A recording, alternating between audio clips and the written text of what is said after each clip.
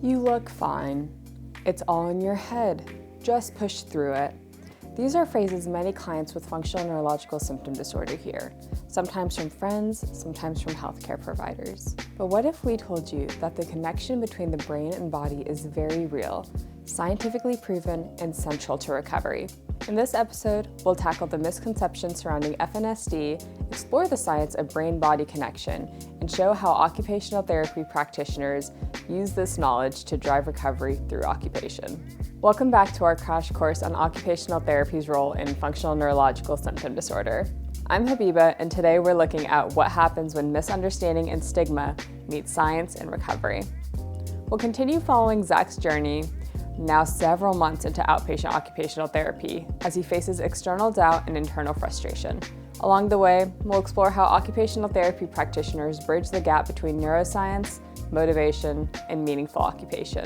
We'll also break down how anxiety contributes to functional symptoms, how CBT-informed strategies support re-engagement, and how clients can manage flare-ups without fear or avoidance. Even today, misconceptions about FNSD are common. Some believe clients are faking it, that symptoms are psychological only, or that motivation is the problem. But as we've seen with Zach, these assumptions couldn't be further from the truth. When Zach first told colleagues about his diagnosis, some responded with confusion. So you didn't really have a stroke? Others suggested stress was to blame. Those comments chipped away at his confidence and increased anxiety, making symptoms flare more often. Our outpatient goals built directly on his inpatient progress through the MOHO lens. In MOHO terms, stigma disrupts volition, reducing motivation and self-efficacy, and damages the environment, replacing support with judgment. That's why occupational therapy practitioners play a crucial role in education, helping clients, families, and care teams understand that functional symptoms are genuine, measurable disruptions of nervous system communication. Anxiety amplifies functional symptoms by increasing attentional focus on the body, tightening muscles, and reinforcing fear-based movement patterns. OTs help clients break this cycle through grounding, graded exposure, and building confidence and movement. Another challenge is inconsistent messaging among providers. When one clinician says, "Nothing's wrong," and another says, "You'll have to live with this," clients lose trust in the process. For Zach, we worked closely with his neurologist and psychologist to keep explanations consistent. Your brain is healthy. The pathways just need retraining, and every activity you do helps rebuild those connections. That shared message grounded his therapy in hope and science. Let's unpack what's really happening in the brain. In FNSD, the communication between networks responsible for movement, sensation, emotion, and attention become disrupted. It's not damage, it's disconnection. The brain is still capable, but the pathways have become inefficient or misfired. Here's the exciting part. Through neuroplasticity, the brain can rewire itself. When clients engage in purposeful, meaningful activity, the brain forms new pathways and strengthens correct patterns of movement and control. This is why occupational therapy is so powerful for FNSD. We don't just tell clients to move, we help them move with meaning. Cooking a meal, walking to the mailbox, typing an email. Each real-world action strengthens the brain-body connection through repeated, purposeful feedback. Using MOHO as our guide, we target neuroplasticity through every subsystem. Volition, motivation activates the emotional brain, making new learning stick. Habituation, routines reinforce neural stability and reduce unpredictability.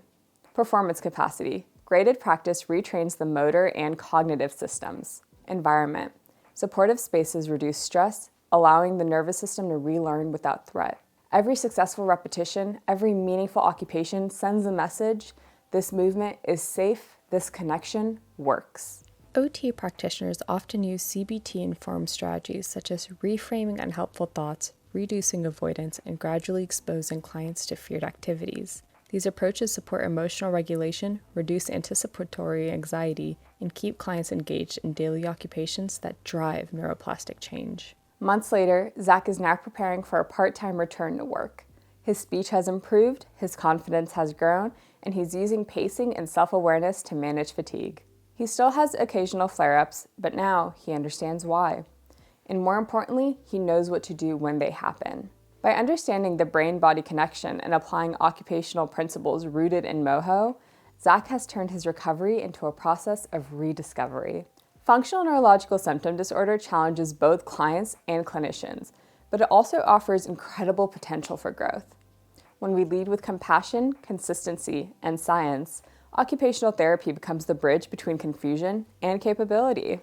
Our key takeaways today: FNSD symptoms are real and reflect disrupted brain-body communication, not damage. Neuroplasticity allows the nervous system to relearn function through meaningful occupation. Unified supportive language strengthens both trust and recovery. Occupational therapy practitioners harness the brain's adaptability through motivation, repetition, and purposeful activity. In our final episodes, we'll wrap up Zach's story, highlight lessons learned, and discuss how occupational therapy practitioners everywhere can use these principles to empower change. Thank you for joining me for Zach's continued journey through the lens of Moho. See you in the next episode.